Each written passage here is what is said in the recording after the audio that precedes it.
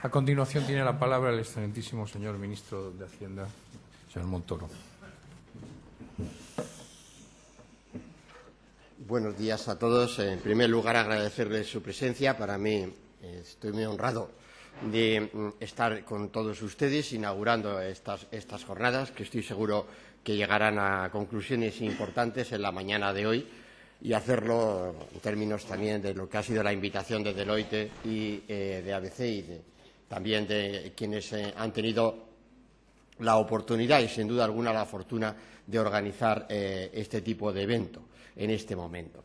Bien, voy a hacer, digamos, un planteamiento también basado en una serie de proyecciones en términos de las grandes cifras de la economía española para ver dónde estamos en este segundo año de legislatura, aunque me referiré a tres elementos básicos que distinguen lo que significa la primavera del año 2013 en relación con el comienzo de la legislatura, donde realmente afrontábamos el año 2012 uno de los años más difíciles de la historia de la economía española, pero también más difíciles, más problemáticos de la Unión Europea, del euro, como ha sido el 2012. Hay tres rasgos fundamentales que son los que voy a destacar en las cifras, en los balances que voy a presentarles, que nos diferencian del comienzo de la legislatura. El primer rasgo, que es un rasgo que insisto siempre en él, y ahora lo veremos cuantitativamente, pero es un rasgo absolutamente fundamental, que no veo destacado en los medios de comunicación, y por eso animo a ver si hoy me dan el corte en televisión sobre ese rasgo. Ya verán cómo no hay forma de ello, porque lo entiendo porque es muy técnico, parece un tecnicismo, parece algo realmente propio de quienes llevan toda su vida dedicada al análisis de la evolución económica de su país o de la economía, y es el primer rasgo que es absolutamente básico, fundamental y diferencial.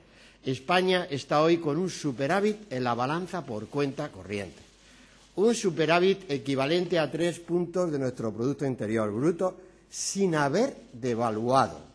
La primera vez en la historia de España que se produce una situación superavitaria en la balanza por cuenta corriente sin el recurso a devaluaciones competitivas, que son imposibles por ser miembros del euro.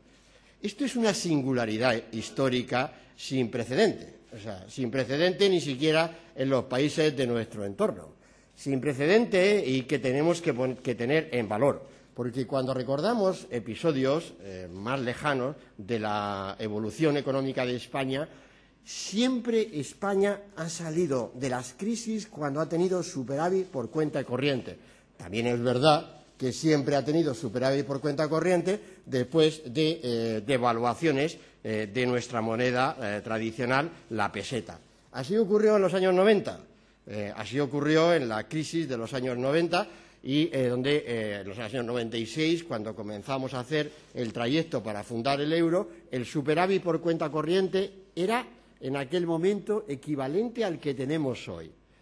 También lo fue en los años anteriores, cuando España ingresó en la Unión Europea en el año 86, cuando formalizamos realmente nuestro ingreso, ya lo éramos de facto por el volumen de nuestras relaciones comerciales, que fue el otro momento en nuestra democracia donde vivimos el impulso de lo que llamamos en economía un impulso positivo de la relación real de intercambio que nos hizo crecer y crear empleo. No como en los 90, ciertamente, pero nos superó una situación de depresión económica larga. Lo fue en los años 59, por supuesto. Los fue siempre igual cuando realmente el país afrontó la necesidad de aplicar un plan de estabilización económica que abriera a nuestro país frente al resto del mundo. Bueno, pues bien, eso es lo que nos está ocurriendo ahora, que España tiene un superávit en su cuenta corriente de una magnitud equivalente a 4 devaluaciones de la peseta ocurridas en los primeros años 90. Y esto, que es lo que Realmente, por eso insistía, nunca lo verás en un titular de prensa, no lo verás en un titular de prensa. Pero eso es el hecho diferencial. Esa es la base para hacer una proyección económica diferente. Y eso es lo que hace fiable a un país. Y eso es lo que nos está haciendo fiables ante los mercados. El mercado lee cifras. Ya sé que hay quien cree que el mercado lee palabras, lee declaraciones políticas, lee actitudes y decisiones de los políticos.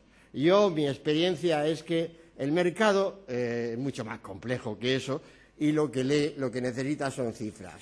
¿Cuál es la situación de partida de un país? ¿Tiene competitividad ese país? ¿Está demandando recursos al resto del mundo ese país? Cuando va a crecer, como va pronto a crecer España, ¿necesita nuevos recursos del resto del mundo? Estas son las grandes cuestiones. Y eso es lo que nos está diciendo nuestra balanza por cuenta corriente. Y eso es lo que tenemos que poner en valor, lo que significa ese signo de la balanza por cuenta corriente. Que si alguno de ustedes lo hubieran anticipado, yo el primero, de los que estamos en esta sala, a comienzo del año 2012, que España iba a tener un superávit por cuenta corriente, pues a lo mejor nos hubiéramos celebrado sobre la capacidad que tenemos de anticipar los hechos económicos. Si lo hubiera anticipado el Fondo Monetario Internacional, si lo hubiera anticipado la Comisión Europea, pero no lo ha anticipado nadie, y ha ocurrido una vez más. Y es un punto de partida realmente formidable. Fíjense si es tan formidable que en el último informe de la Comisión Europea del año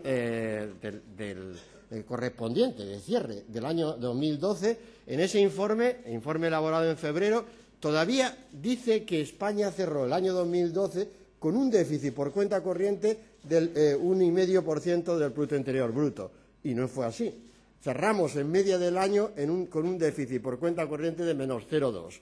Fíjense si realmente vamos a una velocidad de cambio que ni siquiera los informes oficiales de los organismos internacionales, que nos siguen más de cerca, porque además es su obligación, ¿no? y también lo es la nuestra, estar con el trabajo de ellos, son capaces de seguir esa propia evolución de la economía española. Pues, por tanto, primer estándar que nos hace diferente de solo hace un año. Segundo, que es también es más obvio, ¿no? Hemos elegido una buena mañana para hacer esta jornada, ¿no?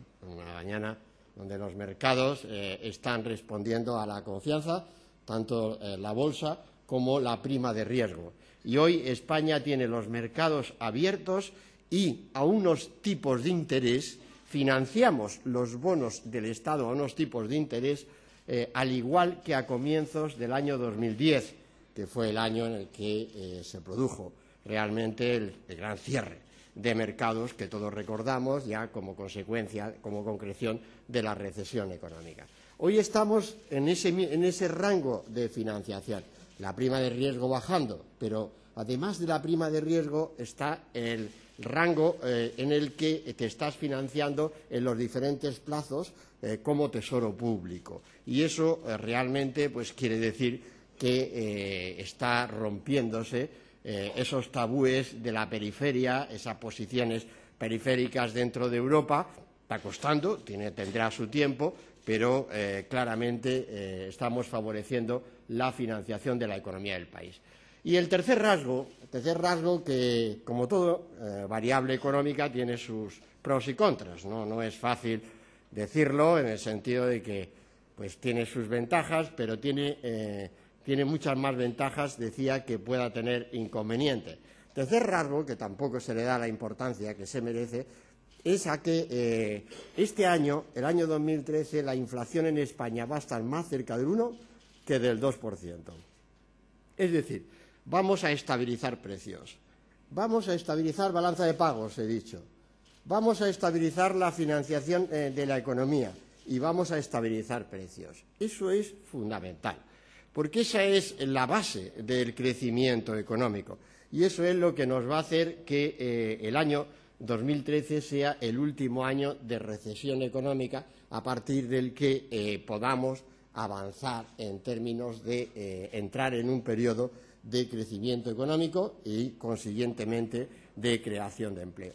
Si no financiamos la economía, no hay forma de crecer y de crear empleo.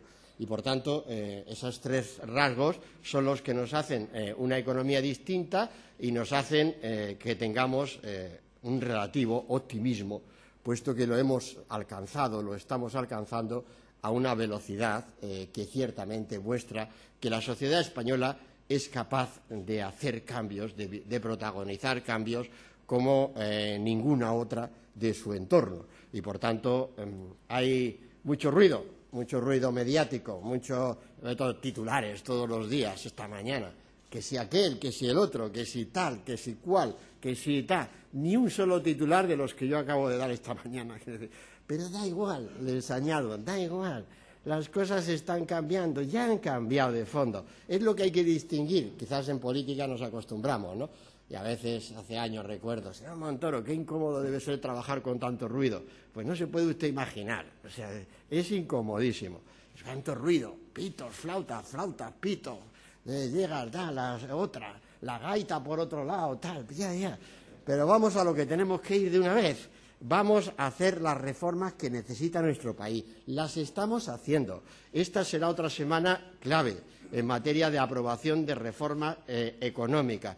Reformas que son para impulsar la capacidad de competir, reformas que son para equilibrar las grandes cuentas de nuestro país, como ahora veremos en términos de sector público, reformas sin las cuales es evidente que no saldríamos de esta crisis y, por tanto, reformas que enlaza con la que ya estamos haciendo desde el Gobierno de España, que son las que van a mostrar que la sociedad española tiene ese inmenso caudal de crecer, de crear empleo y de protagonizar, de liderar una recuperación como la que pronto estará claramente en marcha.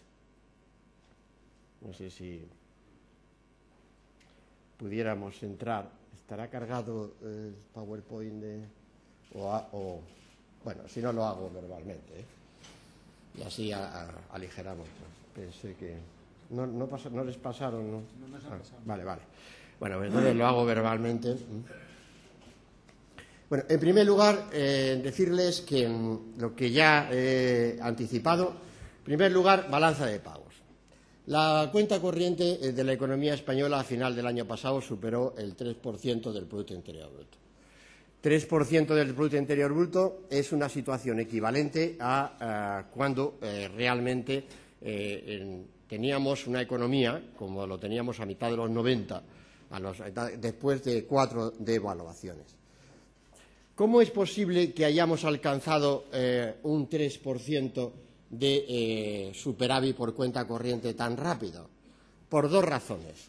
La primera, por la velocidad de la ganancia de competitividad que se deriva de la introducción de reformas estructurales como la reforma laboral, la moderación de los costes salariales, de los costes laborales unitarios, que realmente ha hecho que podamos lo que es reducir el diferencial de esos costes laborales unitarios y sentar las bases para tener una economía, como les decía, en términos de superávit por cuenta corriente.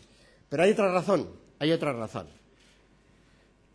El sector privado de la economía, es decir, familias y empresas, está en una situación superavitaria frente al resto del mundo, equivalente a 4 o 5 puntos de Producto Interior Bruto a final del año pasado. Esto no quiere decir que no tengan elevadas deudas, sino que en términos netos, excluidas su posición de activos, familias y empresas ya han hecho el ajuste económico y están en una posición en la que no están requiriendo más recursos frente al resto del mundo. Desde el momento en que, por las políticas de ajuste del sector público, hemos reducido la posición del sector público, lo hemos reducido en más de 2 puntos nominales, según el Fondo Monetario Internacional, la incidencia fiscal primaria de nuestro sector público es de 3,1 puntos porcentuales. Lo que hemos hecho ha sido que el sector público reduzca su apelación de recursos frente al resto del mundo, lo cual, sumado al sector privado, hace que la posición de nuestro país sea claramente superavitaria frente al resto del mundo. Es decir, la reducción del déficit estructural, que es esa incidencia fiscal primaria, una reducción de déficit estructural de ese orden. Por cierto, solo Grecia ha hecho un esfuerzo el año pasado parecido a nosotros, según el Fondo Monetario Internacional. El resto de países, por ejemplo Italia, ha hecho la tercera parte de deberes que España el año pasado en términos de reducción de su déficit estructural. Una operación importantísima que también se ha hecho a través de la contención del gasto público y de la subida de impuestos. Esto último, ojalá no lo hubiéramos tenido que hacer, francamente, ¿no? Eso lastra la evolución de la economía. Pero había que hacerlo en un momento como fue el 2012, de travesía, como fue el 2012, un momento crucial donde tantas cosas estaban en juego a corto plazo y donde la recaudación tributaria estaba tan desplomada en nuestro país en términos de Producto Interior Bruto. El caso es que esa reducción del déficit estructural ha jugado un papel, un componente absolutamente básico. Y esa reducción, insisto en la idea, es estructural. Se debe a reformas de nuestro sector público. Se debe a la introducción de la Ley de Estabilidad y Sostenibilidad Presupuestaria, la Ley Orgánica de Estabilidad Presupuestaria y Sostenibilidad Financiera en nuestro país. Sin esa ley, sin esas reformas, sin esa arquitectura institucional que estamos implantando en nuestro país comprometida con la estabilidad de las finanzas públicas, no hubiera sido posible que un país con un estado de las autonomías políticamente descentralizado y administrativamente descentralizado como es España, todas las administraciones públicas se hubieran puesto en esa línea de conseguir el déficit público y hubiéramos llegado a esas cifras de cierre del año 2012 tan extraordinariamente positivas en términos de reducción de los déficits de las administraciones públicas.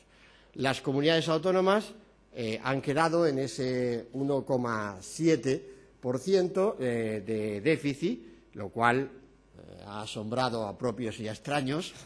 Eso me sonrío, ¿no? Otros expertos dicen, las cosas les han asombrado tanto que suenan hasta raras. Bueno, ya, pues menos mal que te suena raro, ¿no? Desde luego, si no llegamos a conseguir esos resultados, ya sé dónde estaríamos, ¿no? Es decir, estaríamos en una posición, eso sí que sería raro para un país como España, esa posición. Lo que hemos hecho ha sido un avance extraordinario en el conjunto de nuestras administraciones territoriales. Pero es que los ayuntamientos han cerrado con un déficit de décima y media el conjunto de los ayuntamientos de España. Por tanto, eso quiere decir que millares de unidades administrativas se han comprometido en la reducción de su déficit público, algo que hay que poner en valor por lo que ello representa, porque son unidades políticas muy diferentes, de signos políticos muy diferentes, y todos comprometidos en la reducción de ese déficit público. Ciertamente, operaciones como proveedores han ayudado, porque lo que han hecho ha sido tomar su deuda, proyectarla en forma de un crédito sobre esa propia administración a 10 años, pero en lo que es la ejecución presupuestaria, por tanto, está comprometida a la supresión del déficit, algo que también devuelve la fiabilidad a todas nuestras instituciones democráticas. Y esa evolución, decía, del déficit estructural, lo que debe alejarnos fundamentalmente, ahora veremos este día, ya he visto esta mañana otra vez titulares, España espera que le relajen el déficit público, la Comisión Europea, esta semana. No, créanme que no vamos a tener ningún relajamiento, que lo que tenemos que hacer es reducir el componente estructural del déficit público con la misma intensidad que lo hemos hecho en el 2012. Lo que hay que distinguir es el déficit nominal del déficit estructural. Y España, a través de sus reformas estructurales del sector público, va a seguir reduciendo el déficit estructural al mismo ritmo que lo hemos hecho en el 2012. Esa es la gran diferenciación.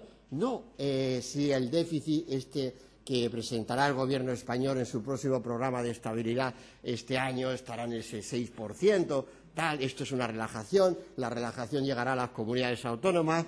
Yo insistiría, erradiquen el término relajar. Aquí es que para salir de esta crisis lo último que hay que hacer es relajar lo que precisamente nos está abriendo las puertas de la recuperación económica. Y si la reducción del déficit estructural es lo que una parte fundamental junto a las otras reformas estructurales que nos está abriendo esa puerta, pues no vamos a relajar. Vamos a tener nominalmente un déficit público acorde con un escenario económico para el año 2013 más negativo del que en principio se estableció. Se estableció incluso como objetivo, porque hay una recesión en Europa y esa recesión en Europa se ha convertido en el principal problema de la economía mundial. Y, por tanto, ese es el debate, esa es la forma como debemos afrontar las políticas económicas, no en el sentido de que, como hay un problema de deuda soberana en Europa, ahora vamos a relajar en Europa los objetivos de déficit público. En absoluto, es todo lo contrario. Y más para un país que tiene una deuda externa como tiene España y, por tanto, tiene que tener ese superávit en su balanza por cuenta corriente, que es lo que le está permitiendo devolver esa deuda externa. Por tanto, en los programas de reformas que estamos elaborando insistirán en que las finanzas públicas de España estarán estabilizadas en el medio plazo, estarán estabilizadas a lo largo de los próximos ejercicios con toda claridad, eso sí, con escenarios económicos positivos. Volveremos a crecer en el año 2014 con más intensidad en los años siguientes, 2015, 2016 y 2017. Esto es la forma de estabilizar las finanzas públicas acorde con escenarios donde también la prioridad económica y social tiene que ser el empleo y, por tanto, España necesita crecer, primero, para crear empleo, pero segundo, para devolver la deuda externa. Y para eso contar con un sector financiero saneado, con un sector financiero eficiente, es absolutamente fundamental. Por eso el Gobierno impulsó el recurso al MEDE para financiar una recapitalización del sector bancario que, como ya ha dicho también el presidente de Deloitte, lo que significó, en primer lugar, es una radiografía de la banca española que no ha hecho nadie ni en Europa ni en el mundo. Y por tanto, hoy podemos tener la certeza, la fiabilidad de que nuestro sector bancario está potente, está capaz, porque realmente ha hecho ese ejercicio, en primer lugar, de identificación de cuáles son sus problemas, una auténtica exhibición pública. Y ese ejercicio ha sido completado con una recapitalización utilizando fondos europeos para sanear nuestras entidades bancarias, lo que permite también que vayamos construyendo los puentes en esa financiación que hoy tiene que ser prioritaria para la pequeña y mediana empresa de nuestro país, en tanto que perdura esta fase recesiva. Y tenemos que, por tanto, continuar con esas reformas como las que hemos marcado en el ámbito del trabajo, de las relaciones laborales de nuestro país, que tanto nos están ayudando a ganar competitividad y a atraer inversiones exteriores de gran importancia hacia España, reformas del sector público que tanto nos están ayudando a estabilizar nuestra posición financiera frente al resto del mundo y, además, a volver al equilibrio presupuestario como fundamento de la forma de gobierno, la más transparente, la más comprometida con el ciudadano, con la utilización de los recursos del ciudadano y reformas relativas a los otros grandes ámbitos de la acción económica, como son la energía, que también reformas importantes que estamos preparando en estos días, en estas semanas, realmente para poder seguir mejorando nuestra capacidad de competir y volver a una senda de crecimiento económico y de creación de empleo. Acabo diciéndoles que la salida de esta crisis va a ser distinta de las otras salidas de la crisis. Comprendo, yo soy un amante de la historia, yo realmente trato de entender el presente, no anticipar el futuro. Eso ya no lo trato de ninguna forma. Anticipar el futuro se lo dejo a otro tipo de estudiosos. Pero lo que es claro, cuando se compara la salida de la crisis de España con la que hemos vivido en otras situaciones, es que hay también tres componentes que hace a esta España en crisis, diferentes de las anteriores crisis, comenzando por la crisis de los 90. Los tres componentes son los siguientes. La renta per cápita de España hoy, en esta crisis, es casi el doble de lo que fue la renta per cápita de los españoles a mediados de los 90. Casi el doble. Se olvida y otra vez. Y eso no significa que esta España no tenga que seguir ganando cotas de solidaridad. Y eso no significa que esta España no tenga que insistir en que una crisis tiene que ejercer ese principio de cohesión social y de igualdad de los ciudadanos en nuestro país. Eso no significa. Pero España hoy tiene el doble de renta per cápita que en el año 96, donde la renta per cápita era apenas superior a 13.000 euros y hoy es superior a 23.000 euros per cápita, con un incremento de población de un 15%. Por tanto, lo dejo ahí. Y ya veremos lo que es una evolución económica desde un nivel de renta per cápita que nunca habíamos tenido con anterioridad. Por tanto, esta visión que se da, esta imagen de país desastroso, de un país subdesarrollado que quieren algunos políticos, no sé qué clase de políticos son estos, que niegan la evidencia más normal de un país. España es un país desarrollado, aparte de que somos un país desarrollado también en términos de instituciones democráticas, donde las instituciones funcionan. Pero en términos de renta per cápita somos un país desarrollado. Y ya veremos, insisto, qué es una salida en términos de ello. Además, en la España, que tiene como principal problema el paro, el desempleo y el desempleo de nuestros jóvenes, esa España tiene hoy en la fuerza laboral casi 4,5 millones más de ocupados que en el año 96. De ocupados. En el año 96 teníamos el mismo número de ocupados que a finales del franquismo, que en el año 76, donde trabajábamos ya, y yo trabajaba en un banco. En aquel momento yo trabajaba, tenía pelo además, y era un joven economista trabajando en un banco y un joven profesor de universidad.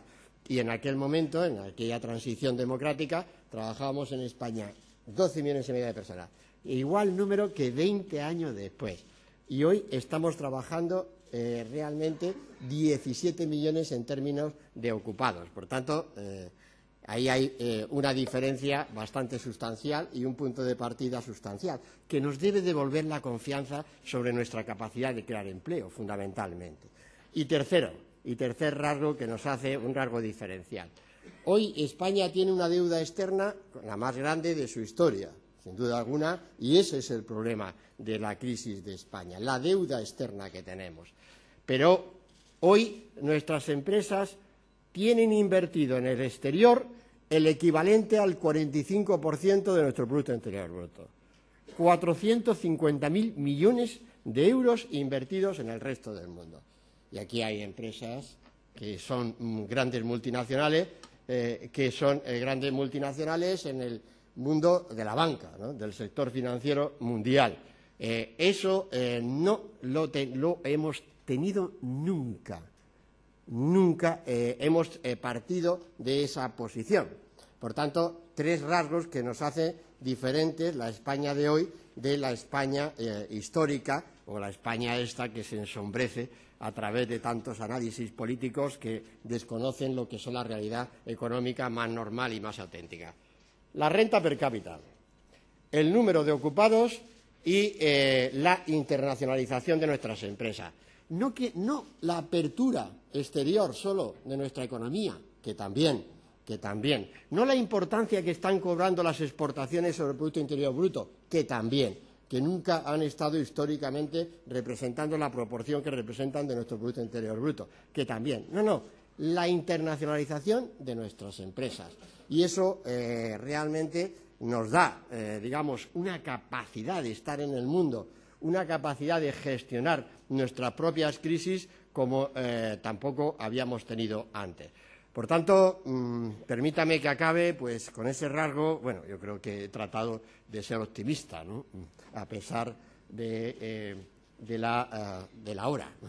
En ese sentido, tratar de ser optimista depende, ¿no?, de los ciclos vitales de cada uno, ¿no? Se puede ser optimista a las 9:30 de la mañana perfectamente, sobre todo cuando uno ve también la reacción de los mercados, de cómo esos mercados están cada vez confiando más en un país, España, que realmente ha tenido ya la capacidad de demostrar en otra fase de su historia que estos periodos se pueden superar. Y se pueden superar si hacemos todos lo que tenemos que hacer. Si seguimos todos trabajando, cada uno en donde tiene que trabajar, haciendo empresa, financiando la recuperación económica de nuestro país, quienes son los que ustedes, los representantes de ese sector financiero, tienen una tarea absolutamente fundamental a realizar, y, por supuesto, el Gobierno gobernando, el Gobierno tomando decisiones, el Gobierno comprometido con los objetivos fundamentales de nuestro país, comprometido con reformas que no hay que confundirlas con deterioros de climas sociales, sino antes al contrario, reformas que son la única manera de acortar una crisis que también tiene por el paro un componente social que hemos de atajar, y hemos de atajar también, insisto, con inteligencia y con decisión. No les quepa duda que el Gobierno vamos a estar a la altura de la circunstancia en una semana como la que afrontamos a partir de este lunes, presentando a finales de semana ese programa de reformas profundas, comprometidas, en línea con las que ya estamos trazando y que seguirán abriendo las puertas de la confianza para la recuperación económica de España, que comenzará con toda claridad en el 2014, y tenemos que aspirar a que volvamos a tener ese ciclo largo de crecimiento económico, de creación de empleo, que en su día, no tan lejano, fuimos capaces entre todos de articular, y que yo quiero expresarles personalmente mi firme convicción de que tenemos al alcance de las manos. Muchas gracias por su atención.